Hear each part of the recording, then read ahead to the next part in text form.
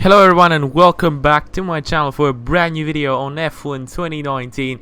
We're here for the weekend in France on F1 2019, back at it with the career mode videos. I know most of you have been waiting for WRC 8, but unfortunately I'm receiving the game on Monday, so expect the video by next week, like Monday, Tuesday, or the latest I would say is Wednesday. As now for the upgrades, as you can see, we've got so many upgrades in development. We got those medium upgrades which are going to be applied onto the car by the next race in Austria. But for now we're going to be doing the factory quality control level 2 upgrade, because we actually need to upgrade these kind of levels on each unit of development in order to have better quality and better efficiency when the parts are coming. We also need to do durability at some point, because I've actually never upgraded durability. We didn't really have any issues with durability yet, so that's why I'm letting this one go off. I'm trying to upgrade as much as I can the power unit, because that's where the car lacks pretty much. We got a pretty good chassis and very good aerodynamics to say the least, and the Renault engine sorry about that, is where we actually need to work on, and once the engine is fine, then we could actually be in to be the best midfield team and probably fight with the up runners. So as you can see here in France for the first practice session, already getting the purple, the easy purple result on the track acclimatization test. And France is actually a very nice track. I really enjoy driving around France. I don't know why, but I just got on with the track very well. Apart from the final corner, that final corner really killed me, to say the least. I just didn't really like that final corner. It was just horrendous for me. But another purple result, as you can see. And later on we had to do the fuel management test. And now that we are on legendary AI, we are much faster in terms of practice, and we can get more points, more races points out of the practice stations, which is actually very nice, because at the start of this career mode I couldn't actually get the results I wanted, and it was very annoying that I couldn't get any resource points. And now that we have it on legendary AI, we're actually doing very well. But I'm gonna be honest with you, if we keep on having very good results, then I'm probably gonna be moving it back up to 105 ultimate AI at some point, probably by after the second part of the season, like from Belgium and on. That's probably when I'm gonna go on to ultimate AI again, since I can actually drive at an acceptable level and I can be as fast as I want to be. You know, now that I'm comfortable with traction off, now that I'm comfortable driving with fighting with my teammate and all, having a consistent pace, then we can actually move on to the ultimate AI, which is going to happen very soon. Don't worry about that. If it's not going to happen on the second part of the season, it's going to happen on season 2 for sure, because there's going to be season 2 on this career mode. Don't get me wrong, there's going to be season 2 absolutely 100%, because I'm actually enjoying the game quite a lot at that point. Don't forget that I have the starters too, so there's probably going to be just 2 seasons, not a third season. As much as I would love to play more this game, there's just the problem with the starters, which is not going to allow me to post many videos, and there's probably going to be WRC 8, F1 2019, and some sim racing videos here and there. That's probably all about it, including the Rally 2.0. A bit of a bad exit to the final corner, and on to the second practice session. This is going to be it. Perfect results on qualifying and the race strategy test, and that was pretty much the end of practice number 2. 1 second behind Max Verstappen. Max Verstappen absolutely flying with his Red Bull, 1.2 seconds ahead of his teammate. Pretty depressing for Gasly, to say the least. And now we're gonna go back to the R&D thing where we do the upgrades, and we're gonna be upgrading the factory quality control on level 1 for the SUSs. And that's the reason, that's just purely because not a single part has failed. I was very stressed, like, you know, it could fail at any time, so I just want to do that. And then after that, we were ready for qualifying for Q1 here in France. And on Q1, it's been a very easy session. Now that the car is doing much better, it's much faster and all that, and I'm even a better driver. But yeah, the car is actually very good. Straight off, first lap in Q1. Not really any more laps I need to do, and that's gonna put me in 9th position. And both the McLarens now, including Lando Norris, who didn't really have the best of laps on Q1, surprisingly, we're gonna be both through to Q2, and on to Q2. Then we once again going to be setting one lap on the set of softs, and it's actually my first lap on Q number 2 behind Bottas, trying to get some of his slip trimming if it's actually possible. Running a little bit wide here and there in France. It actually allows running wide on this track. It's I feel like the track limits are not so strict here on this track, and we're probably going to be trying to gain some of the slip trimming that Bottas has here. A little bit of a bad run throughout there, and we're going to be setting 1:32.5, which is not really better than a lap on Q1. And unfortunately for me, I didn't have any time to set another lap, and that is actually going to put us on 13th position, only thousandths of a second ahead of Lando Norris. So not a very good qualifying session. We're not gonna be on Q3. We're gonna be starting the race in France from 13th position. Let's get into it. Hello and welcome to the Circuit Paul Ricard, current home of the French Grand Prix, an event dating all the way back to 1906. It's been held at many venues over the years, with famous moments from Dijon and Manicourt the feature of many a highlights reel. And let's hope we see more of those in the race today. Mastering a lap of Paul Ricard means getting to know 15 corners, 6 left and 9 right, for an overall lap distance of 3.6 miles. The two halves of the long Mistral Straight are separated by a heavy braking zone into a potential overtaking hotspot at the Chicane Nord. And watch out for the drivers running onto the distinctive coloured stripes, which are low in grip and highly abrasive. Alongside me once again for coverage of today's race, it's none other than the great Anthony Davidson. Now, I want to ask you about Lando Norris. As with all the drivers at this level, they have a lot of ambition, but Formula One's a daunting step up from any other series, so expectations are high right from the start. I mean, we have to be honest, it wasn't a very strong qualifying session for both the McLarens. If I had time to set another lap, I probably would have been on Q3, but it's not such a big issue.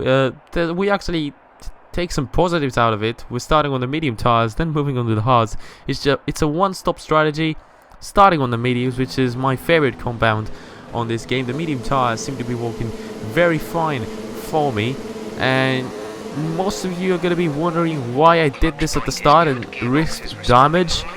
I was trying to test my getaways, because my starts on F1 2019 have been absolutely horrible. I don't really know why. It's probably the revs that I have way too high, but we're probably gonna sort this out too in the distant future.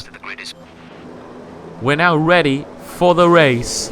It's 4 lights, it's 5 lights, and it's lights out, and away we go. That's a very good getaway.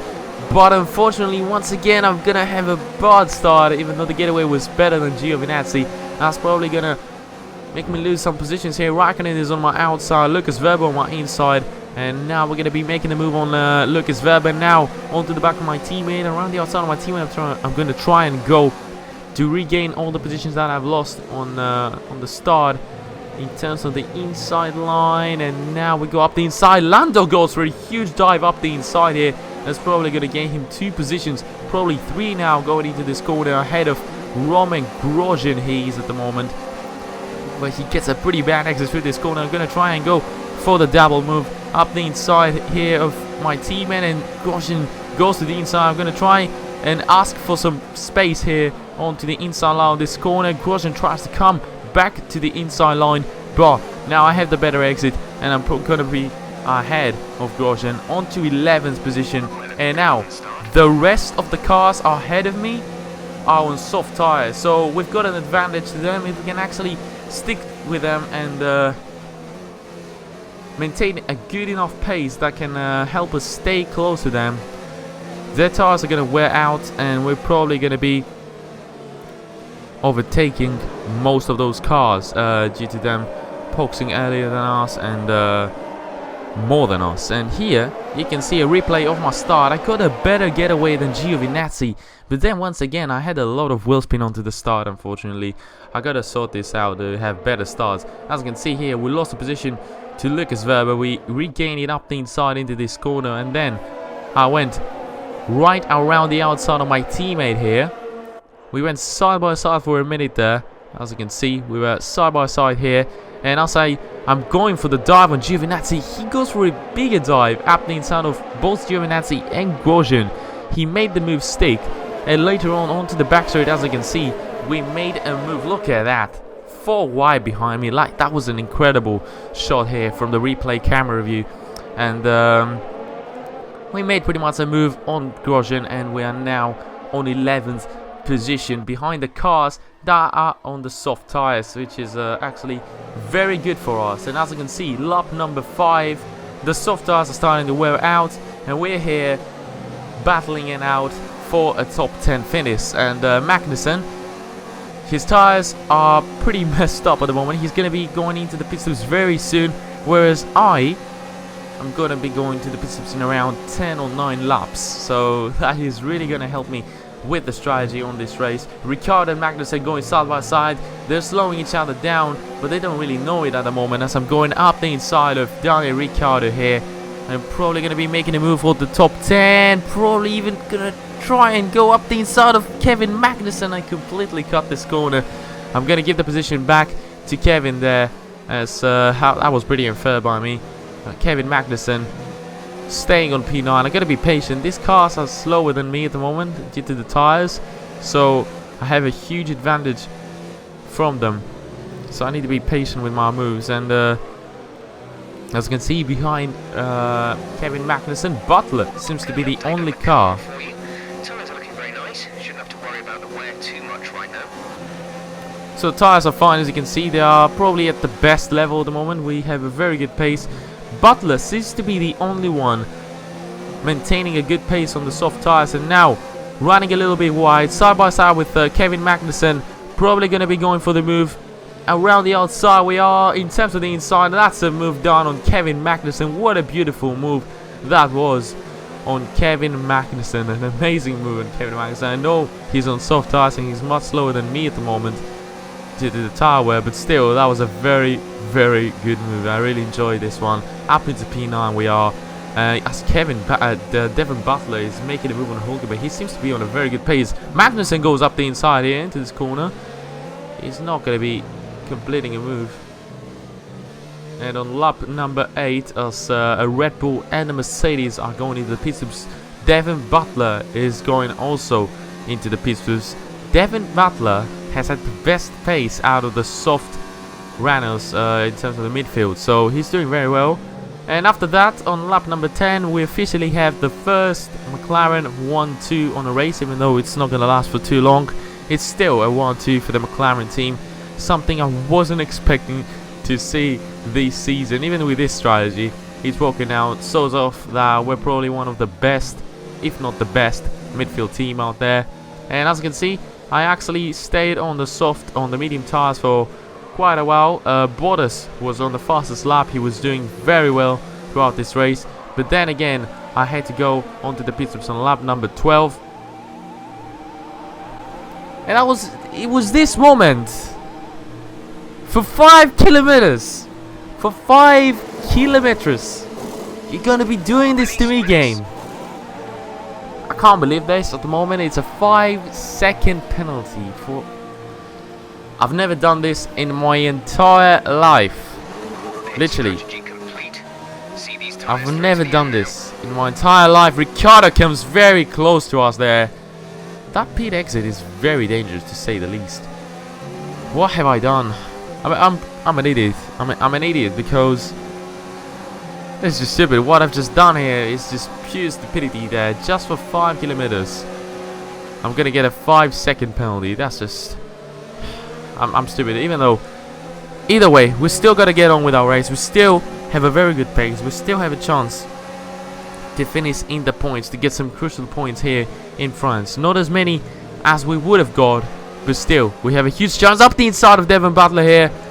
Not going to be making a move. Devon is actually on a set of hards, so he is going to be going till the end of this race, whereas Ricciardo, who's on a set of mediums, is not going to be able to go till the end of the race. So Butler having a great pace and also having the best strategy. We're going up the inside of Devon Butler here, side by side with my former Formula 2 rival. And still, look at this defensive, very defensive Devon is there. He's doing very well to defend against me, as he's trying to get past Daniel Ricciardo. He seems to be faster than him, even on the set of hards. We get a better exit than both of them. Could we go for the double move here on lap number 15 into turn number 3? Made the move stick. Double move here. What a great maneuver that was by me, making the double move. Up into P7 we are, behind Magnussen, who's probably going to be going in for another pit stop since he's on the set of mediums. I think whoever is on mediums now is going to be going for a pit stop. And as I've said already, I'm now on Reduce the ERS deployment, please. We need to P5 as Devon is trying to make the move stick. He makes the move stick. That's a very good move there, indeed, by Devon Butler, not allowing me to go back up the inside. So that's probably going to be a race between me and Devon, trying to actually fight each other for a position which he's going to gain either way. Lando Norris is going up the inside through the fast right-hander. That's just magnificent from my teammate here. I run wide. He's pushed me a little bit wide there, but I stayed on the throttle. A great move indeed by my teammate, who seems to be having a very good pace at the moment. He's up into P5. He even made a move on Butler. Hamilton now is in for the position here. He's going up the inside of me. Not going to be completing the move still. But now, Devon Butler hasn't had a very good exit to this corner. We're probably going to downshift to get the inside line on him. He gets a better exit again through this corner. And now I'm going to try and go cut into the inside line. Make the move stick. Devon is still there. We're still side by side there with Devon Butler. That's just incredible scenes. Side by side with Devon Butler. I'm going to push him as wide as I can. And going to be completing the move finally. What a fight this is against Devon Butler. He's too sad I have the 5-second penalty. And he's either way going to gain the position on me. But still, what a great fight that is. Yeah, my God. That's just incredible. What a fight between me and Devon Butler. And here comes Butler again with a Mercedes engine. He's much faster than me. But I'm still under braking here around the outside. We're going to be maintaining our position. What a great move that was. Lando Norris now around the outside. We're going to go off him. I think he might have an issue with his car, if I heard correctly from the team radio. I'm not really sure about that, but unlucky for him. He was on P5 running a very easy race. If the car really has an issue, then he's very unlucky. On lap number 22, Hamilton is finally going to be completing a move. I'm not going to slow him down too much. I'm on my own race. I'm trying to open up a gap of 5 seconds for Butler, and Hamilton could be used as a helpful hand here with his slip trimming and all that, but I'm not really sure. He might actually get away, and as you can see, he got away very, very fast. And unfortunately, the gap for me and Butler has not increased at all as we proceed to enter the final lap of the French Grand Prix. Butler is still very close to me, probably around a second behind me, or even tenths. So I'm not sure about the Renault of Ricciardo though, or Hulkenberg. I don't know who that driver is. We're probably going to be ending around P9, I'm guessing, if my maths are correct, since there's also, forget P9, Verstappen has just retired from the race due to a mechanical issue there. Very unlucky for Max here. Very unlucky for me too. Very unlucky for me too, because I've had one of my best races ever. The pace was magnificent from P13 up into P5. Up until on this final lap, my pace was very good. As you can see, I set green sectors onto the final lap. So I had a very, very good race. It's going to be P5 for the French Grand Prix. Unfortunately, that's the end of the race. We'll see you in Parc Fermé. Unfortunately, that penalty is going to put me down to P9. Very unlucky to say the least, because I had one of my best races ever. Brilliant stuff from Red Bull today. What a superb victory. Anthony Davidson, what helped them deliver this result, do you think? I'd say it was down once again to good consistent driving, nailing the corners, working to the track conditions and perfecting the team's strategies. They got all of these things right today and the results speak for themselves. Well, here's something you won't be able to see in real life. Pierre Gasly winning a Grand Prix for Red Bull. F1 2019, ladies and gentlemen. Drivers are en route to the podium as we speak. What a fantastic win for the Red Bull team. They performed exceptionally today, keeping us firmly on the edge of our seats throughout the entirety of the race. Congratulations to everyone at the team. So pretty much, I don't really have any disappointments from this race. It was a very enjoyable race once again. Like in Canada, we're having great battles with the midfield. So Legendary AI, I don't know if you guys want to move me, make it go up to Ultimate. It might be even better. But for the time being, we're having incredible battles, race after race. And here's the penalty. Speeding in the pit lane for 5 extra kilometers. We're getting a 5-second penalty. That would be my best 5th position ever. Good day today. Let's have your take on it. Alright, time for the interviews. Judging from today's race, it must be pretty hard to fend off Devon when he wants to pass. That's true. That's true. We had some incredible battles. He's a very good driver.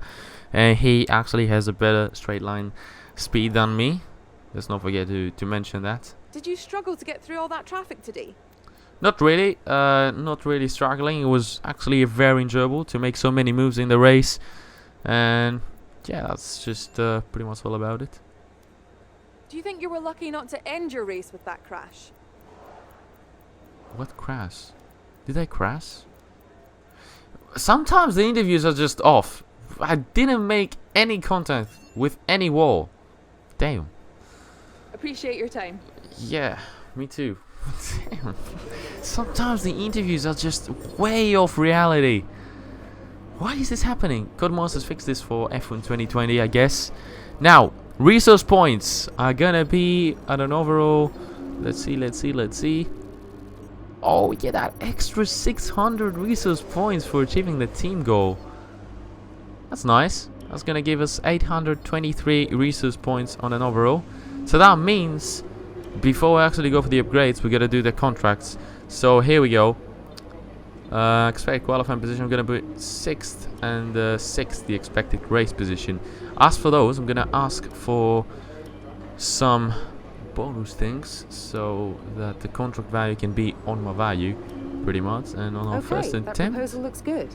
It seems all parties are happy with the deal, so it'll commence at the next race weekend. Finally, we seem to be having a good contract finally, considering the previous one was just horrendous. Yeah, I set so many high targets and it was just very hard to achieve them. And here we go, first upgrade on the durability unit.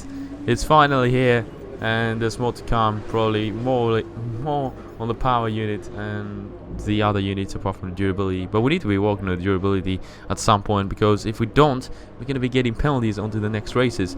So that was it for today, guys. A very nice race here in France, full of battles, full of action, and a stupid penalty being given to me because of my stupidity not to slow down before entering the pit stops. But either way, that was it for today, guys. If you enjoyed, smash the like button, subscribe to my channel if you haven't already, share this video with your friends if they're looking for fresh, new racing content.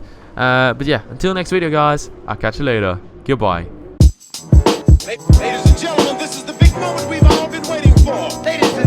Ladies and gentlemen, place your turntable in front of your guests. Set the volume control in your stereo system at the preferred listening level. Ladies and gentlemen, Beat rock, beat rock.